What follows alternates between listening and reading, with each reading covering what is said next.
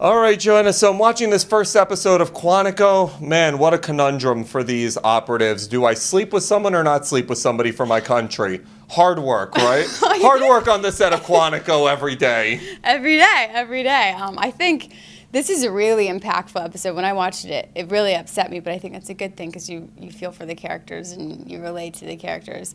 I think this episode kind of makes you question like what is good and what is bad because they're doing something bad. The whole show does that. Yeah, that's true. For the greater good, it's confusing. Your character, boy, she is cunning and manipulative, and she just she's pulling all the tricks out. Talk to me about bringing this lady to life. Shelby's a little bit crazy. She's so different from what I thought she was in like season 1, episode 1. But I love that she's developed so much. I think Shelby has a darkness to her that wasn't clear from the get-go.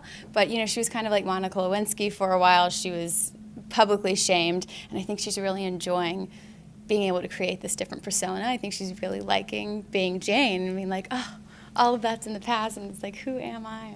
She's a little cuckoo. When you look at this show, and it tackles such relevant issues, obviously terrorism right now is at the forefront of any conversation, and this is a show that hits it head on. Talk to me about being able to be part of a project that factors today's topics into it. I think it's hard. I think it's a really delicate conversation situation to portray. What the writers are doing is really interesting because we're showcasing what is going on in real life, but also adding fun to it.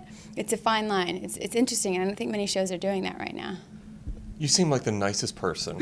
What is it like playing someone evil? I'm always fascinated because I'm like, if you're nice and you get to be this like bad person, is it fun? Are you saying Shelby's a bad person? Shelby is a bad person.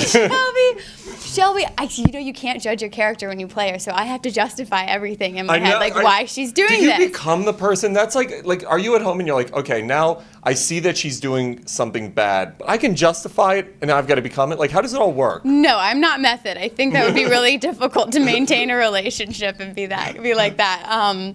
No, I just, you break it down and you try to figure out why she is the way she is, and you can't play a character that you're judging. And I think Shelby, she's been alone her whole life, and she's really lonely, and I didn't have that upbringing, so I'm like, okay, I can maybe I can see why you'd be like this. I don't know, it's hard. You just spend a lot of time thinking about it. What's next on the show? What's everybody getting with season 2? What, with our second half? Second half, yep.